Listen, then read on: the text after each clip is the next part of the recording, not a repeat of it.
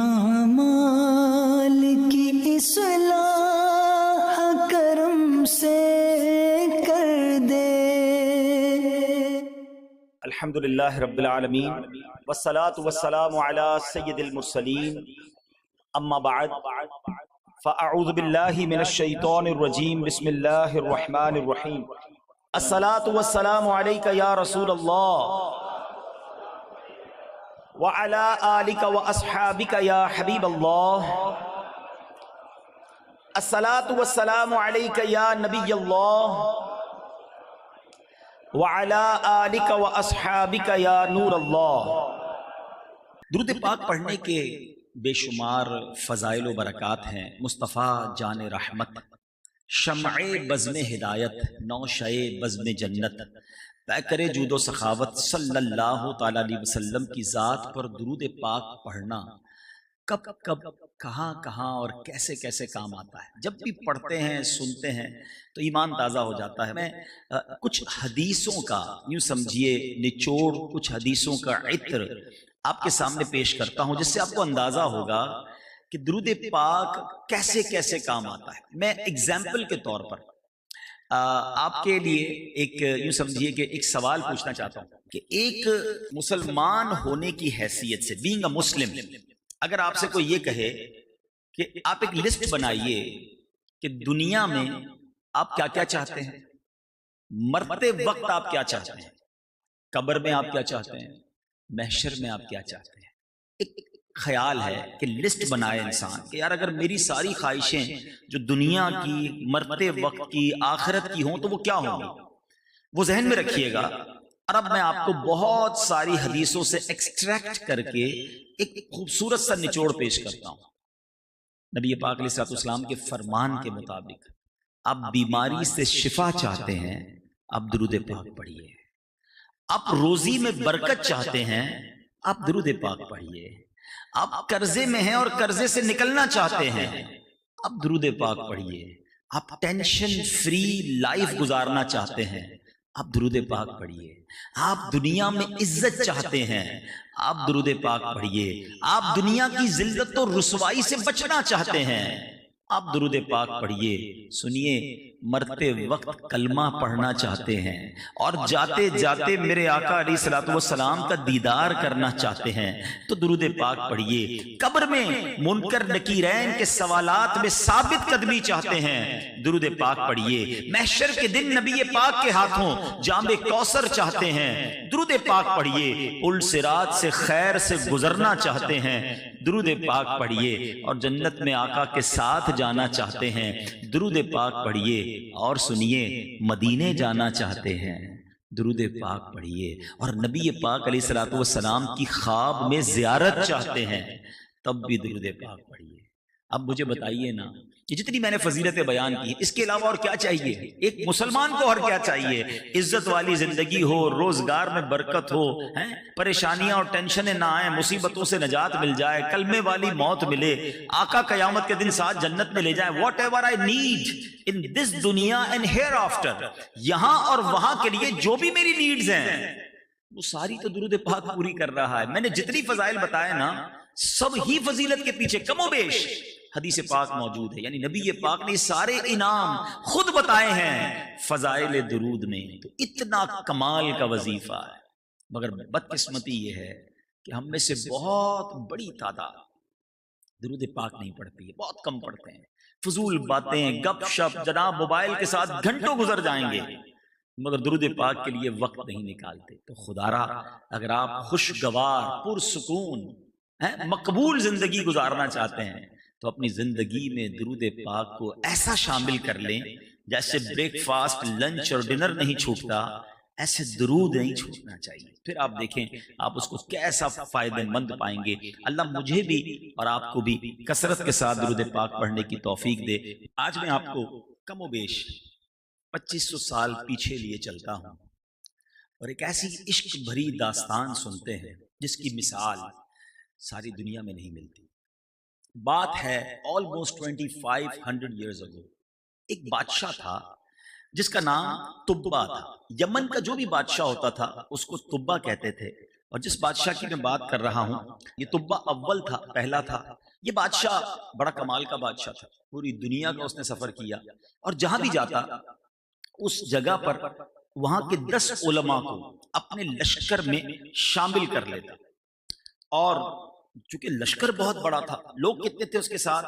اس کے لشکر میں 1,30,000 گھڑ سوار تھے اور 1,13,000 پیدل چلنے والے تھے۔ آلموسٹ 2.5 لاکھ لوگوں کو لے کے چلتا تھا، اور جب کسی شہر میں جاتا لوگ بڑی عزت سے دیکھتے، تعجب سے دیکھتے، اور وہ کیا کرتا؟ ہر شہر سے 10 علماء کلیکٹ کرتا ہوا آگے چلتا رہتا۔ اینڈ آف دا ڈے اس کے پاس 4,000 علماء جمع ہو گئے، اس مذہب کے، اس وقت کے اہل کتاب کے، اپنی کتاب کا علم رکھنے والے۔ یہ گھومتے گھومتے گھومتے مکہ پاک پہنچے۔ جب مکہ شریف پہنچے تو مکے والوں نے اس کی کوئی آؤ بھگت نہ کی، کوئی اس کی جو ہے وہ خدمت نہ کی، تو اسے بڑا غصہ آیا کہ یہ کیسے لوگ ہیں، یہ مکے والے کیوں ایسے ہیں کہ ہمارے لشکر کا نہ استقبال کیا، نہ ہمیں کوئی اکرام دیا، نہ کوئی دعوت کی۔ تو اس کے ساتھیوں نے بتایا کہ مکے میں ایک گھر ہے جس گھر کا یہ لوگ طواف کرتے ہیں، اور اس گھر کی وجہ سے یہ اور کسی کو اتنی گھاس نہیں ڈالتے۔ اب اس شخص نے سوچا بادشاہ نے کہ میں اس گھر کو ہی گرا دیتا ہوں، مکے والوں کو قتل و غارت گری کرتا ہوں، ان کو تباہ کرتا ہوں اور اس گھر کو ہی گرا دیتا ہوں۔ جیسے ہی اس نے یہ سوچا، ہمیری بادشاہ بیمار ہو گیا، اتنا شدید بیمار ہو گیا کہ اس کا علاج ہی نہ ہو۔ بڑے بڑے حکیم آئے، بڑے بڑے لوگ آئے، تو بادشاہ کو کہا کہ معاملہ کچھ اور لگتا ہے، یہ تمہاری بیماری نہیں، کچھ اور ہو گیا ہے تمہیں۔ تو اب جو اس زمانے کے سمجھدار لوگ تھے انہوں نے کہا بات یہ ہے کہ یہ کعبہ جو ہے نا یہ اللہ کا گھر ہے، جس نے بھی اس کو گرانے کے بارے میں سوچا نا اس کو پرابلم ہی آئی ہے، تم ایسا کرو یہ خیال اپنے دل سے نکال دو۔ ہمیری بادشاہ نے توبہ کی کہ میں اس کعبے کو نہیں گراؤں گا۔ اب جیسے ہی اس نے یہ نیت کی تو اس کی طبیعت ٹھیک ہونے لگ گئی۔ بہرحال اب یہ قافلہ موو ہوا اور اس بستی میں پہنچا جس کا اس زمانے میں نام مدینہ نہیں تھا، مگر بعد میں وہ عاشقوں کی بستی مدینہ بن گئی۔ ہمیری بادشاہ اپنے اس عظیم الشان قافلے کے ساتھ جب مدینے پہنچا، اس بستی میں پہنچا، کھجوروں والی بستی میں، چونکہ اس کے ساتھ 4,000 علماء تھے، ان علماء نے اپنی کتابوں میں پڑھ کر بتایا کہ ہمیں آسمانی کتابیں بتاتی ہیں کہ یہی وہ جگہ ہے جہاں نبی آخر الزماں ہجرت کر کے آئیں گے، اس کو اپنا مسکن بنائیں گے، یہ ان کی بعثت کے بعد ہجرت کی جگہ ہے۔ 400 علماء نے آؤٹ آف 10 4,000 علماء میں، اس میں 400 علماء نے کہا ہم تو یہیں رہیں گے، آپ نے جانا ہے تو جائیں۔ بادشاہ تھا بڑا کمال کا، اچھا نبی آخر الزماں یہاں آئیں گے، کہتا چلو میں اور ہم سب 1 سال انتظار کرتے ہیں ان کا۔ 1 سال سب کے سب مدینے میں رہے۔ مدینہ ابھی مدینہ بنا نہیں، نبی پاک دنیا میں تشریف لائے نہیں، یہ پیارے آقا علیہ الصلوۃ والسلام کی ولادت سے 1000 سال پرانا واقعہ ہے۔ اب کیا ہوا؟ 1 ایئر انہوں نے وہاں پر انتظار کیا، جب دیکھا کہ نبی آخر الزماں تشریف نہیں لائے تو بادشاہ نے کیا کیا؟ 400 علماء کے گھر بنائے، ان 400 علماء کو سامان دیا، ان کی شادی کروائی، اور ایک اور خوبصورت گھر بھی بنایا اور ایک لیٹر لکھا۔ اللہ اکبر، ذرا دیکھیں یہ اس کے لیے خط لکھا جا رہا ہے جو ابھی بظاہر دنیا میں نہیں آئے ہیں۔ نبی پاک کے لیے اس بادشاہ نے خط کیا لکھا جس کا مضمون یہ ہے، تبا اول کی طرف سے نبی آخر الزماں کی خدمت میں یہ خط ہے، حضور اگر میں آپ کا زمانہ پاؤں گا، آپ کا خادم بنوں گا، آپ پر میں ابھی سے ایمان لاتا ہوں، کاش میں آپ کا زمانہ پاؤں، آپ کا خدمتگار بنوں، حضور اگر میں آپ کا زمانہ نہ پاؤں تو بروز قیامت مجھے بھول نہ جائیے گا۔ اللہ اکبر، یہ خط اس نے ان 400 علماء میں سے جو سب سے بڑے عالم دین تھے ان کو دیا، کہا دیکھو جب آپ کا آخری وقت آئے آپ اپنی اولاد کو دے دینا، اس کو بھی وصیت کرنا، اگر وہ بھی نبی پاک کا زمانہ نہ پائیں تو اگلے اپنی اولاد کو دے دینا۔ میرے بیچ اسلامی بھائیوں، یہ 400 علماء وہاں بس گئے۔ آپ جانتے ہیں یہ انصار صحابہ جو تھے نا مدینہ پاک میں، جن لوگوں نے نبی پاک کو ویلکم کیا تھا مکے سے تکلیف کے بعد، جب صحابہ کرام اور میرے آقا نے ہجرت کی تھی، جن لوگوں نے میرے آقا کے لیے اپنے گھر کے دروازے کھول دیے، علماء بتاتے ہیں یہ انہی 400 علماء کی اولاد ہے، یہ انصار صحابہ وہ بنے۔ سبحان اللہ، یہ خط ایک کے بعد ایک کے پاس ڈائیورٹ ہوتا گیا۔ اب وہ وقت آ گیا جب مدینے والوں کو پتا چل گیا کہ مکے میں نبی پاک تشریف لے آئے ہیں۔ اب انہوں نے مشورہ کیا ان انصاریوں نے کہ ایسا کرتے ہیں، یہ خط جو ہمیں طبہ اول بادشاہ نے تقریباً 1000 سال پہلے دیا تھا، اب کسی وفد کو بھیجتے ہیں جو جائے اور نبی پاک علیہ الصلوۃ والسلام کو یہ ان کا خط دے کر آ جائے۔ اب یہ خط لے کر ابو لیلہ، اس زمانے میں جو شخص تھا، اس کو بھیجا گیا۔ سبحان اللہ، ذرا الفاظ سنیے گا۔ ابو لیلہ جو ہے وہ نبی پاک علیہ الصلوۃ والسلام کی بارگاہ میں پہنچتا ہے۔ نبی پاک بنو سلیم کے قبیلے میں تشریف فرما تھے۔ جیسے ابو لیلہ نبی پاک کے قریب پہنچا، میرے آقا فرماتے انت ابو لیلہ، تم ابو لیلہ۔ وہ حیران ہو گیا کہ میں نے تو ابھی تعارف ہی نہیں کرایا، یہ کیسے ہیں؟ کتنی کمال کی شخصیت ہے کہ میرے تعارف کرانے سے پہلے نبی پاک نے فرمایا کہ تم ابو لیلہ ہو۔ وہ کہتا ہے جی حضور میں ہی ابو لیلہ ہوں۔ تو نبی پاک فرماتے ہیں وَمَعَكَ کتاب طُبَّعِ الْأَوَّلِ، تمہارے پاس طبع اول کا ایک مکتوب موجود ہے جو میرے لیے تمہارے پاس ہے۔ اللہ اکبر۔ ابو لیلہ اور حیران ہو گئے، 1000 سال پہلے وہ خط لکھا گیا ہے اور نبی پاک میرا نام بھی بتا رہے ہیں، اس شخص کا نام بھی بتا رہے ہیں۔ اب جب خط آ گیا، میرے آقا علیہ الصلوۃ والسلام نے صحابہ کی مجلس میں صدیق اکبر رضی اللہ تعالیٰ عنہ سے کہا اے ابو بکر ذرا سب کو یہ خط پڑھ کر سناؤ۔ صحابہ کی مجلس میں وہ خط پڑھا گیا، وہ عشق بھرا خط کہ حضور میں آپ کا غلام، میں آپ کا زمانہ پاتا تو آپ کا خادم بنتا، مگر حضور میں دنیا میں نہ رہوں تو مجھے قیامت کے دن بھول کر نہ جانا۔ اللہ اکبر۔ سنو میرے آقا علیہ الصلوۃ والسلام نے کیا فرمایا۔ فرماتے ہیں مرحبا بالاخ الصالح، 3 بار فرمایا میرے آقا نے کہ نیک بھائی کو خوش آمدید، نیک بھائی کو خوش آمدید۔ نبی پاک علیہ الصلوۃ والسلام نے اب ابو لیلہ انصاری کو مدینے واپس لوٹا دیا۔ اے میرے میٹھے اسلامی بھائیوں، اب ہجرت کی گھڑی آئی، نبی پاک مدینہ پاک میں داخل ہوئے، طلع البدر علینا کی صدائیں ہیں، میرے آقا علیہ الصلوۃ والسلام کا بھرپور استقبال ہوتا ہے۔ ہر صحابی چاہتا ہے حضور میرے گھر آئیں، میرے گھر کو شرف عطا فرمائیں، مجھے مہمانی اپنی عطا فرمائیں، میں ان کی میزبانی کروں۔ اللہ کے نبی کہتے ہیں میری اونٹنی جو ہے وہ حکم والی ہے، اسے معلوم ہے کدھر جانا ہے۔ اب نبی پاک نے حکم دیا یہ اونٹنی جہاں رکے گی وہی میرا ٹھکانہ ہوگا۔ ذرا تصور تو کریں، جب مدینے کی گلی میں وہ قصوہ نامی اونٹنی چلی ہوگی، ہر صحابی سوچتا ہوگا کاش میرے گھر کے باہر، کاش یہ سعادت مجھے مل جائے۔ وہ اونٹنی گھومتے گھومتے اب کہاں رکتی ہے؟ سبحان اللہ، حضرت ابو ایوب انصاری رضی اللہ تعالیٰ عنہ کے مکان پر رکتی ہے۔ اے میرے میٹھے اسلامی بھائیوں، یہ تو آپ نے سنا تھا کہ سیدنا ابو ایوب انصاری میزبان رسول بنے، مگر آؤ میں آپ کو ایک اور حقیقت بتاتا ہوں۔ یہ وہی صحابی ہیں جو اسی عالم دین کی اولاد سے تھے جن کو نبی پاک کا گھر تحفے میں دیا گیا تھا کہ یہ والا جو مکان ہے نا، طبہ اول نے کہا تھا یہ میرے آقا کے لیے ہے، یہ انہیں پیش کرنا۔ سبحان اللہ۔ تو پتہ یہ چلا کہ نبی پاک سیدنا ابو ایوب انصاری کے مکان میں نہیں، اپنے ہی مکان میں جلوہ فرما تھے۔ یہ مکان خود نبی پاک کو گفٹ ہوا تھا۔ ابو ایوب انصاری جو ہیں گویا وہ مہمان تھے اور آقا میزبان ہیں۔ اعلیٰ حضرت امام اہل سنت کا مجھے وہ شعر یاد آ رہا ہے، آسماں خان زمیں خان زمانہ مہمان، آسماں خان زمیں خان زمانہ مہمان، صاحب خانہ لقب کس کا ہے تیرا تیرا۔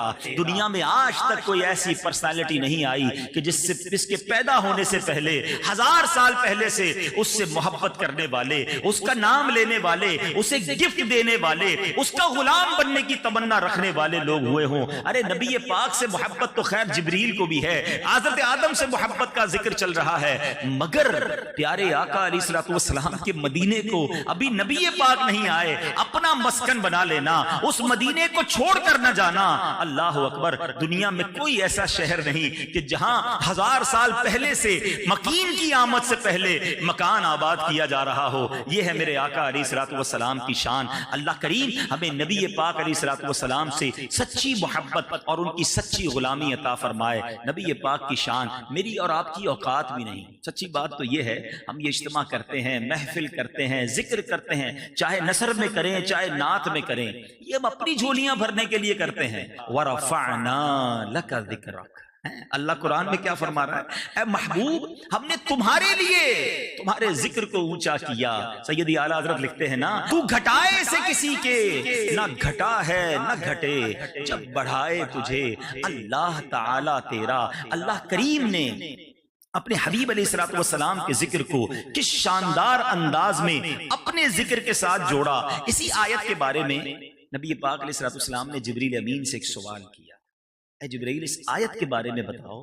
جبریل امین علیہ الصلوۃ والسلام نے عرض کی حضور اللہ تعالیٰ فرماتا ہے کہ آپ کے ذکر کی بلندی یہ ہے کہ جب میرا ذکر کیا جائے گا میرے ساتھ آپ کا بھی ذکر کیا جائے گا. اشہد ان لا الہ الا اللہ کے ساتھ اشہد ان محمد رسول اللہ پکارا جائے گا. اس رفعت ذکر کی بلندی کی صورتیں تو دیکھیے. رفعت ذکر یہ ہے کہ اللہ نے اپنے حبیب علیہ الصلوۃ والسلام پر ایمان لانا اور ان کی اطاعت کرنا مخلوق کے لیے لازم قرار دے دیا ہے. سبحان اللہ. اور ذرا غور کیجئے, کسی کا اللہ پر ایمان لانا, اس کی وحدانیت پر ایمان لے آنا, ساری زندگی اللہ کو سجدے کرتا رہے مگر دل کی تصدیق کے ساتھ جب تک رسول پاک علیہ الصلوۃ والسلام پر ایمان نہ لائے وہ عبادت بھی بیکار, وہ ایمان بھی کامل نہیں. جبھی تو اعلیٰ حضرت کہتے ہیں اللہ کی سرتاب قدم شان ہے یہ انسان نہیں انسان, وہ انسان ہے یہ. قرآن تو ایمان بتاتا ہے انہیں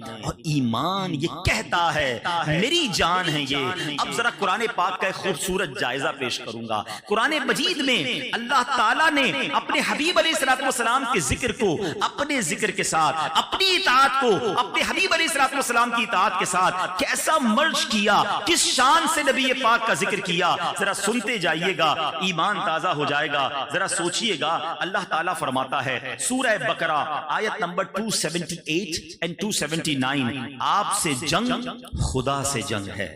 اب ذرا سورہ نساء آیت نمبر 80, آپ کی اطاعت خدا کی اطاعت ہے. سورہ نساء آیت نمبر 14, آپ کی نافرمانی خدا کی نافرمانی ہے. سورہ انفال آیت نمبر 13, آپ کی مخالفت خدا کی مخالفت ہے اور آپ کی طرف بلانا خدا کی طرف بلانا ہے. آگے چلیے سورہ نساء آیت نمبر 100 میں اللہ فرماتا ہے آپ کی طرف ہجرت خدا کی طرف ہجرت ہے. مزید آیتوں میں فرمایا آپ سے دوستی خدا سے دوستی ہے, آپ کے بلانے پر حاضر ہونا خدا کے بلانے پر حاضر ہونا ہے, یا الفاظ دیگر آپ کا بلاوا خدا کا بلاوا ہے. سورہ انفال آیت نمبر 27 میں فرمایا آپ سے خیانت خدا سے خیانت ہے. اور کیا کیا بیان کروں. سورہ توبہ آیت نمبر 62 میں فرمایا آپ کی رضا خدا کی رضا, آپ کو راضی کرنا خدا کو راضی کرنا ہے. سورہ توبہ آیت نمبر 24 میں فرمایا آپ کی محبت خدا کی محبت ہے. سورہ توبہ آیت 74, آپ کا کسی کو مال دینا غنی کرنا خدا کا غنی کرنا ہے. سورہ احزاب آیت نمبر 36, آپ کا فیصلہ خدا کا فیصلہ ہے, آپ پر پیش قدمی خدا پر پیش قدمی ہے. سورہ حشر آیت نمبر 8, آپ کی مدد خدا کی مدد ہے. ارے سوچو تو صحیح, اللہ نے اپنے حبیب کی شان کو قرآن میں کیسے بیان کیا, پھر کیوں نہ سیدی اعلیٰ حضرت لکھیں کہ بخدا خدا کا یہی ہے در. ایسے ہی نہیں لکھا سیدی اعلیٰ حضرت نے, یہ رب نے قرآن میں بیان فرمایا نا, بخدا خدا کا یہی ہے در, نہیں اور کوئی مفر مکر جو وہاں سے ہو یہیں آ کے ہو, جو یہاں نہیں وہ وہاں نہیں. ایک اور جگہ لکھتے ہیں نا میں تو مالک ہی کہوں گا کہ ہو مالک کے حبیب. آقا میں کیوں نہ آپ کو مالک کہوں, اللہ کریم نے کیا شان آپ کی قرآن میں بیان کی. میں تو مالک ہی کہوں گا کہ ہو مالک کے حبیب, یعنی محبوب و محب میں نہیں میرا تیرا.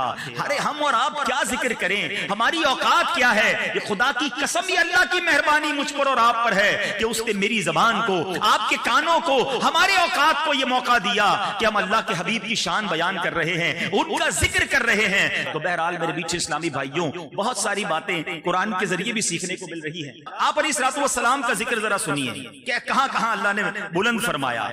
ذکر مصطفیٰ کی رفعت کی بات ہو رہی ہے, کیسے یہ امور دلالت کرتے ہیں کہ آپ کا ذکر زمین پر بھی ہے, آپ کا ذکر آسمانوں پر بھی ہے, آپ کا ذکر انسان بھی کرتے ہیں, فرشتے بھی کرتے ہیں, جنات اور دیگر مخلوقات بھی کرتے ہیں. آپ کا ذکر پتھروں نے بھی کیا, آپ کا ذکر درختوں نے بھی کیا. آپ علیہ الصلوۃ والسلام کا ذکر کرنے والے دنیا کے ہر کونے میں موجود ہیں. سبحان اللہ. یہ جو ٹائمنگ ڈفرنس ہے نا, دنیا میں اس وقت کہیں صبح ہے, کہیں دوپہر ہے, کہیں شام ہے, اللہ کی حکمت اللہ جانتا ہے. لیکن اگر اس کو عشق کی ٹائمنگز کے حساب سے دیکھو نا, دنیا میں سب سے پہلی فجر کی اذان فجی آئلینڈ میں اور اس کے آگے جزیروں پر ہوتی ہے.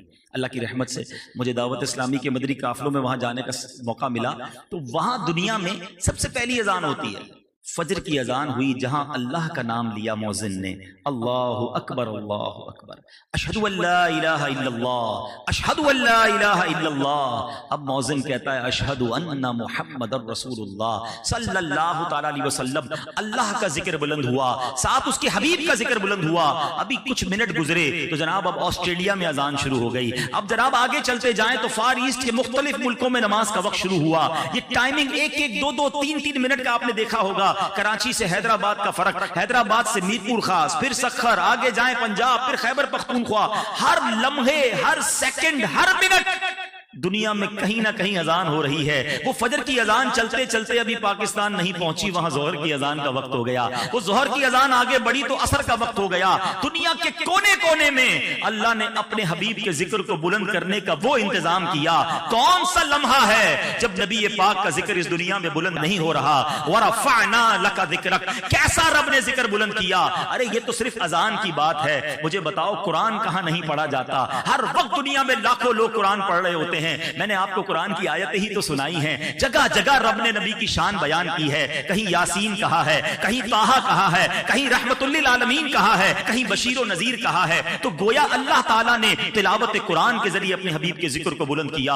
اور آگے چلیں درود پاک, سبحان اللہ, لاکھوں زبانیں ہر وقت تر ہیں. اللہ اکبر, ہر طرف نبی پاک کا ذکر خیر رب نے کیسا بلند کیا. صبح قیامت تک کا یہ انتظام ہے. اور یہ تو انسان کر رہے ہیں. فرشتے ان اللہ وملائکتہ یصلون علی النبی, یہ لفظ یصلون کیا بتا رہا ہے؟ اللہ اور اس کے فرشتے اس غیب بتانے والے نبی پر درود بھیجتے ہیں. علماء بیٹھے ہیں, یصلون کا جو لفظ ہے, جو عربک گرامر جانتے ہیں وہ جانتے ہیں کہ یہ لفظ کنٹینیو ورب پر, مسلسل کسی کام پر دلالت کرتا ہے. حضرت آدم کو فرشتوں نے یقیناً سجدہ کیا تھا, مگر ونس ان لائف ٹائم, ایک بار سجدہ ہوا. آؤ میں بتاتا ہوں آدم کے آقا کی شان کیا ہے کہ مسلسل اللہ کے فرشتے اور خود رب عز و جل اپنے حبیب پر درود بھیج رہا ہے. اللہ درود بھیجتا کیسے ہے؟ اپنی رحمت نازل کرتا ہے. فرشتے درود بھیج رہے ہیں, دعائیں کر رہے ہیں, اے اللہ ہمارے آقا و مولا پر رحمت نازل فرما. تو یہ شان میرے رب نے اپنے حبیب کی بلند کی.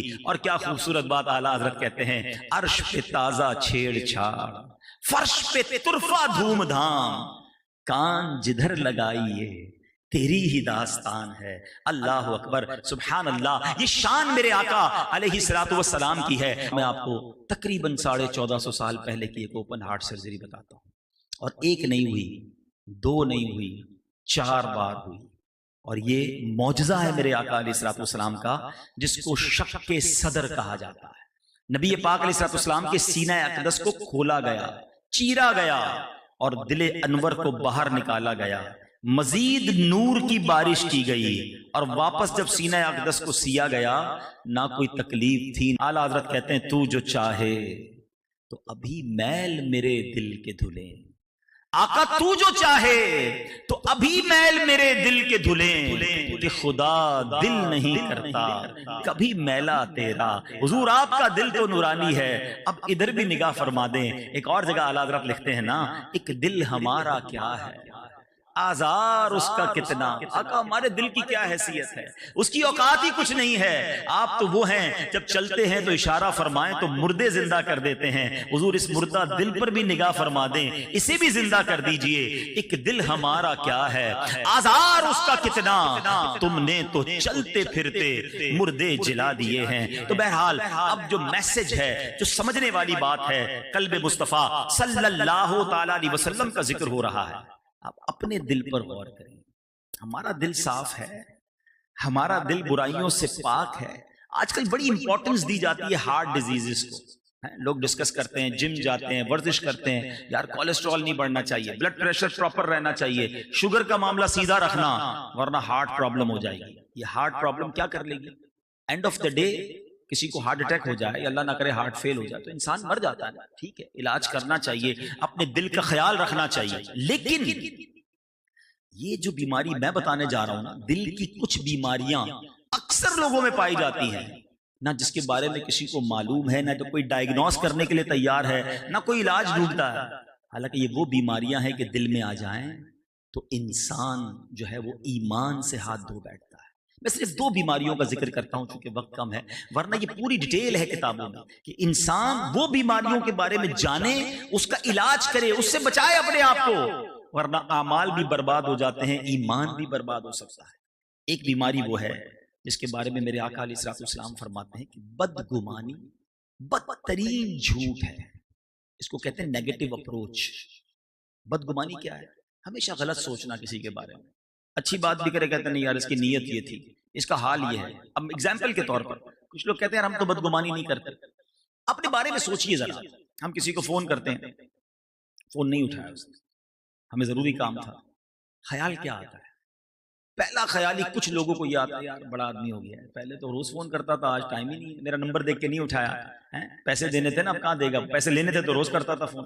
ابھی بھائی وہ ہو سکتا ہے آرام کر رہا ہو، وہ مسجد میں ہو، وہ کھانا کھا رہا ہو، واش روم میں ہو، وہ کچھ بھی کر رہا ہے، ہم نے گناہ کا میٹر شروع کر دیا۔ یہ تو صرف ایک مثال ہے، مثال کے طور پہ شادیاں ہیں، محفل ہیں۔ اب مثال دیتا ہوں اسی محفل کی، کسی کو اس محفل میں بڑی محبت سے صاحب خانہ نے بلایا، وہ نہیں آیا۔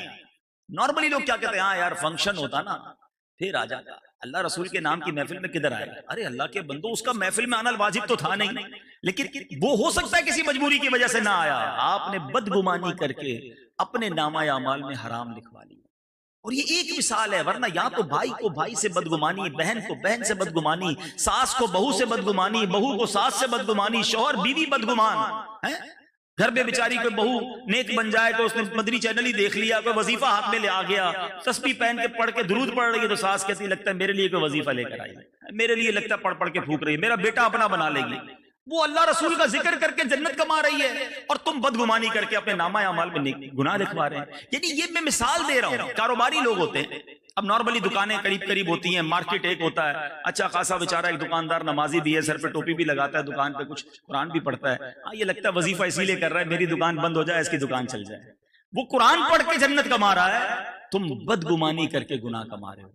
اچھا بدگمانی کے ساتھ ہی ایک اور بیماری ہے، وہ بھی بڑی ڈینجرس ہے، یہ دونوں تقریباً ساتھ ساتھ ہی ہو جاتی ہیں، ٹھیک ہے، اور وہ بیماری ہے حسد۔ سارے اعمال کو آگ لگانے والا کام جو ہے نا وہ حسد ہے۔ اب غور کریں کہ ہمارا حال کیا ہے، کوئی بندہ روزے بھی رکھ رہا ہے، نمازیں بھی پڑھ رہا ہے، صدقہ خیرات بھی کرے اور جناب حسد بھی کرے اور پھر اپنے اعمال کو خود ہی آگ لگا دے، تو بتائیے پھر کیا کیا اس نے؟ لیکن آج کون ہے جو حسد سے فارغ ہے؟ ایسا لگتا ہے کہ دوستوں میں بھی حسد ہوتا ہے، اچھا بیٹھے کے بھی ساتھ، کھانا پینا بھی ساتھ کھایا ہے، ایسے مسکرا کے مل رہے ہوں گے، لیکن کوئی بتائے نا یار پتہ چلا اس نے نئی گاڑی لی ہے، ہاں جناب سود کے پیسوں سے لی ہوگی، اللہ نے اس کو گاڑی دی، تمہیں ٹینشن شروع ہو گئی۔ کسی کو ترقی ملے، ساتھ نوکری کرنے والے کسی کی تنخواہ بڑھ جائے، وہ سیٹ کی چاپلوسی کرتا ہے نا اس لیے اس کی تنخواہ بڑھ۔ حسد بہت بری بلا ہے۔ اچھا یہ حسد اور بدگمانی جس کے بھی دل میں ہے نا، اس نے اپنا سکون تو ختم کر دیا، وہ بے سکون رہتا ہے۔ ہمیں لوگ ملتے ہیں کہتے ہیں یار نیند نہیں آتی، میں بہت سوچتا رہتا ہوں، رات بھر سوچتا رہتا ہوں۔ جس کو بھی نیند نہیں آتی نا، جس کو بھی سکون کم ہو گیا ہے، جس کا دماغ بس چلتا ہی رہتا ہے، وہ چیک کر لے، عموماً ایسا ہوتا ہے اس کو کسی سے حسد ہو گیا ہے یا کسی کے ساتھ بدگمانی اس نے دل میں پال لی۔ اگر آپ پرسکون رہنا چاہتے ہیں نا، ریلیکس رہنا چاہتے ہیں، لوگوں کی ترقی میں خوش ہونا سیکھ جائیں۔ کوئی کہے نا یار اس کو عزت مل گئی، اللہ اسے اور عزت دے، یار وہ بڑا پیسے والا ہو گیا، اللہ اسے اور برکت دے۔ ابھی شہرت سے حسد ہو جاتی ہے، یار میرے محلے میں اس کو کوئی نہیں جانتا تھا، آج ساری دنیا میں مشہور ہو گیا، اللہ دے رہا ہے اسے عزت، تمہیں کیا پرابلم ہے؟ حسد کرنے والا دنیا میں بھی جلتا ہے اور پھر اللہ نہ کرے رب ناراض رہا تو آخرت میں بھی جلے گا۔ تو اے میرے میٹھے اسلامی بھائیوں، آج ہم نے نبی پاک علیہ الصلوۃ والسلام کے قلب منور کے بارے میں سنا ہے۔ پہلے تو دعا کرتے ہیں اللہ تعالیٰ سے، اور دعائیں نبی پاک نے بھی عطا فرمائی کہ اللہ میرے دل کو پاک کر دے، میرے دل کو ستھرا کر دے، ان تمام بری بیماریوں سے ہمیں بچا لے۔ اللہ سے دعا کرتے رہا کرو، کیونکہ جس دل میں حسد ہے نا، جس دل میں تکبر ہے، جس دل میں اس طرح کے بغض اور کینہ اور ان طرح کی برائیاں ہیں نا، بتاؤ پھر اس دل میں عشق مصطفیٰ کیسے آئے گا؟ وہ سینہ مدینہ کیسے بنے گا؟ اگر اپنے دل کو یادگار مدینہ بنانا ہے، دعا کرتے ہیں نا، رہیں ان کے جلوے، بسے ان کے جلوے، میرا دل بنے یادگار مدینہ۔ تو پھر دل کو صاف بھی تو کرے نا، تو دعا بھی کرے اور اپنے آپ کو چیک کریں کہ ہمیں کسی سے اگر حسد ہو گیا ہے، کسی کے بارے میں بدگمانی ہے تو اس کو دور کریں، ورنہ اس کا کچھ نہیں جانا آپ کا ہی ہے، اعمال آپ ہی کے برباد ہونے ہیں۔ اللہ مجھے بھی صاف دل عطا فرمائے، آپ کو بھی نصیب فرمائے، قلب سلیم عطا فرمائے۔ الحمدللہ ایسی پیاری باتیں دعوت اسلامی کے مدنی ماحول میں سکھائی جاتی ہیں. ایسے بیانات اگر آپ مزید سننا چاہتے ہیں تو مدنی چینل دیکھتے رہیں, انشاءاللہ بہت کچھ سیکھنے کو ملے گا. اللہ پاک عمل کرنے کی توفیق عطا فرمائے. صلو علی الحبیب صلی اللہ تعالی علی محمد صلی اللہ علیہ وسلم. میرے اعمال کی اصلاح کرم سے کر دے.